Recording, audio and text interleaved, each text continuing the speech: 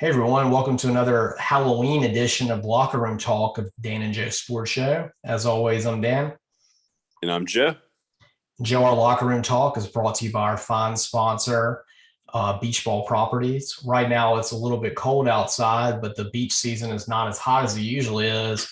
Probably could get some good availability to experience some 70s and 60s weather down at Orange Beach and Gulf Shores. If you want to give Hunter and Ginger a call at Beach Ball Properties, it's still really pretty. If you're brave enough, you can maybe get in the water a little bit, but definitely more of a fall kind of boating atmosphere down there. Still a nice one that I like. Give Hunter and Ginger a call at Beach Ball Properties and go have a ball at the beach. And Joe, this week's locker room talk, it's been all over the internet. It's an interesting story on so many fronts. Texas's special teams coach, which apparently he is one of the highest paid special teams coach in America, makes over $1 million a year, apparently was one of the front runners for the new Washington State job opening. After this story came out, I'm not sure that that's still the case. His girlfriend that he's had for 4 years, you know, not casting any stones or anything, but apparently she used to be an exotic dancer, and part of what her act was, I mean, she say still may be one. She's been on the Jerry Springer show and does it.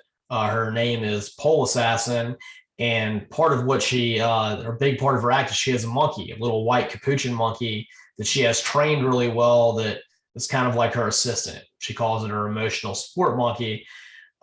In Austin, they had a huge Halloween party at their house. She set up a haunted house in the backyard, signs like bring your neighbor's kids, adults also. And apparently, the way their house was set up is they have a huge backyard. And I mean, when you watch the video where she walks through the backyard, you're like, man, it's good to be a college football coach of any sort, including a special teams coach, because this yard was huge, had a super nice pool in it.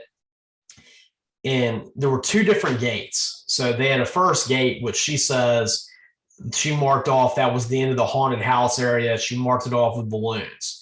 You walk through that, you had a further area, probably about 50 to 100 yards, nice pool, all concreted in.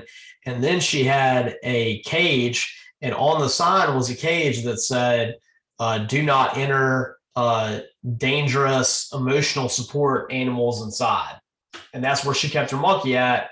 And apparently one of the kids at the party went through this first gate, walked through past the pool, went up to this, I guess this area where the monkey was, there was a cage. I guess this gate was not locked, and the kid got through, stuck his hand in the cage, and the capuchin monkey bit this kid.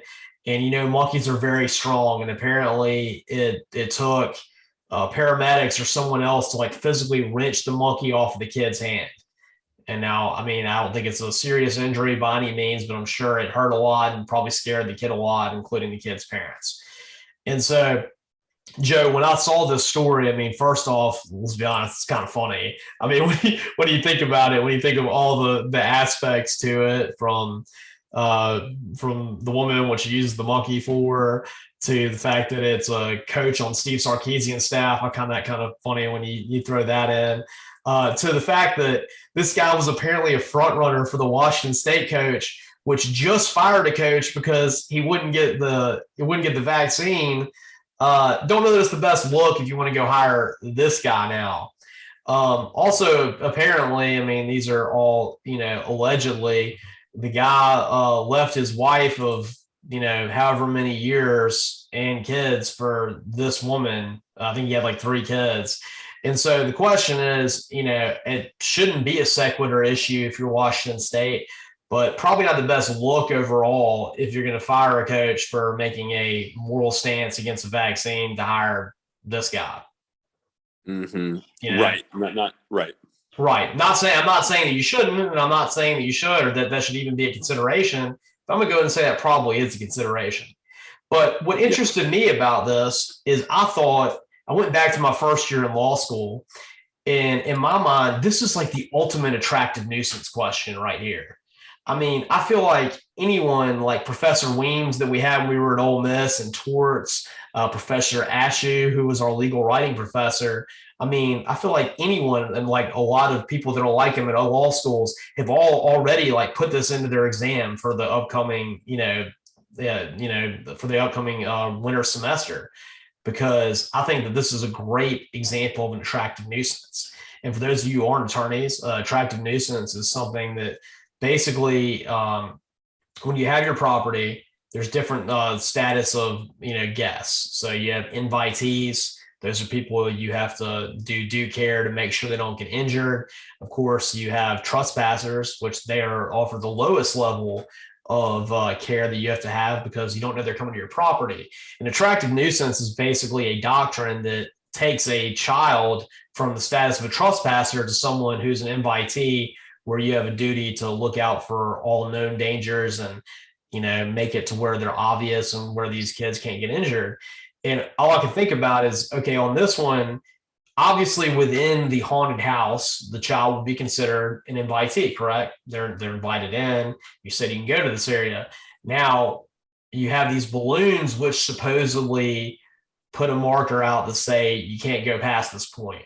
Okay, well, obviously the gate wasn't locked or something, so he gets past that. Now the question is, after he travels all the way out here and she has the sign, which she showed it, that said, do not enter dangerous emotional support animals. Is that enough to keep you from getting hit for an attractive nuisance? Because obviously, you got a haunted house, that's an attractive nuisance. They're already in your house, you're invited in. You have a monkey and emotional support animals, that's going to entice kids, right? Kids want to go play with a monkey. Well, they're going to find that interesting. And here's my question, Joe. Is the sign good enough? Or does the sign actually add into the nuisance of it? If I'm a little kid and I see emotional support animals, well, what kind of emotional support animals? I'm interested. And she obviously didn't have that part locked. Does she get protected under an attractive nuisance thing? Or do you think that if this kid's parent files a lawsuit against her, which I guarantee they're thinking about, do you think that this coach's girlfriend wins? So just a few thoughts I have. First and foremost, that professor you mentioned, Professor Weems, and I always tell clients this sometimes if they'll ask, like, can somebody sue me in this case? He always said, anybody can sue anybody. It's whether or not they're going to win, but anybody can technically sue anybody. And so this is definitely a case, that kind of warrants some exploration. I think that to your point about the sign, having the support animals on there as a qualifier, that really does kind of make it worse. Like you would much rather just kind of have a stop or hazardous sign there and that's it, and not really indicate what it is to keep people out. Because otherwise I feel like that's such a unique, novel thing to have on the premises that's going to warrant more curiosity. Because, I mean, who has a monkey, really as a pet outside of like a zookeeper? Right, exactly. Apparently this one does. Yeah, so just really crazy. I mean, I don't know at the end of the day. I do think that, honestly, the parents have the premise for a case. See, Joe, here's my thing. I was talking about this with my wife earlier, also went to law school, and she was looking at this and she thought that the woman deserved to be protected under the law under it because of two different barriers that you had blocking the child from getting there. And obviously the child is trespassing at that point. They've gone two different areas they weren't supposed to go to in this large backyard. I personally think the sign is the biggest issue. And I think that's why if I were a judge, I would not grant summary judgment on it. Because in my eyes, you have these kids and you open it up, you put a sign, everybody come to my haunted house. I want the whole neighborhood to come here. I think it said adults are invited too. This is a big old party. Okay, when you have that, maybe you should have put the monkey off premises on this one. Mm-hmm. Maybe keep it in your house. The sign to me makes it worse. I'm with you. Yeah. I think a basic sign, danger, keep out, don't go any further. Something very simple, but your sign says danger, service, emotional support animals behind. So you have a kid that's going past there that's just had fun in a haunted house.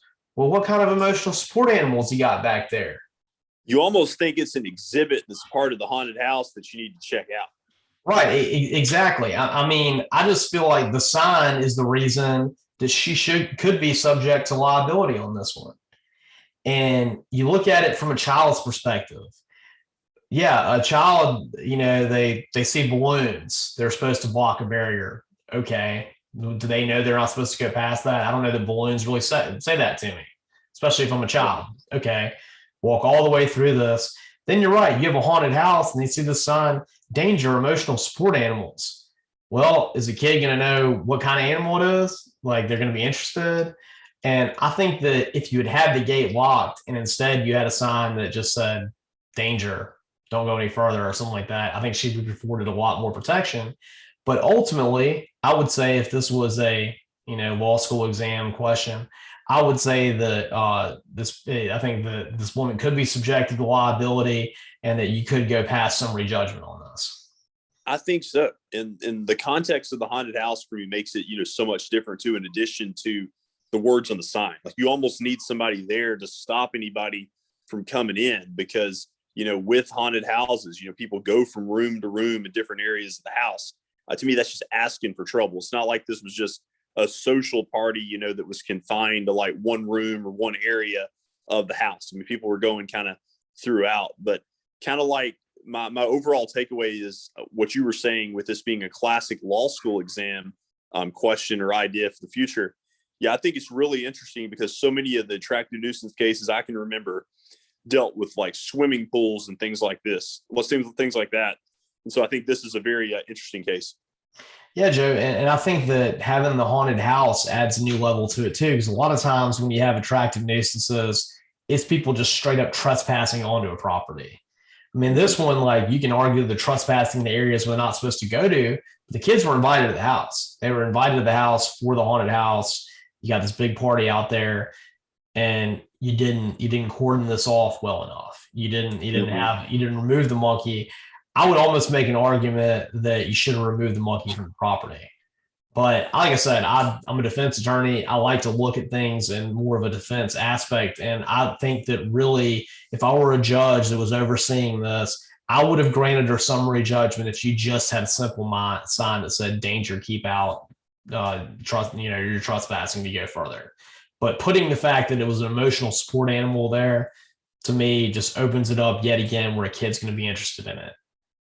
I also thought you made a good point that they weren't trespassing in this case either.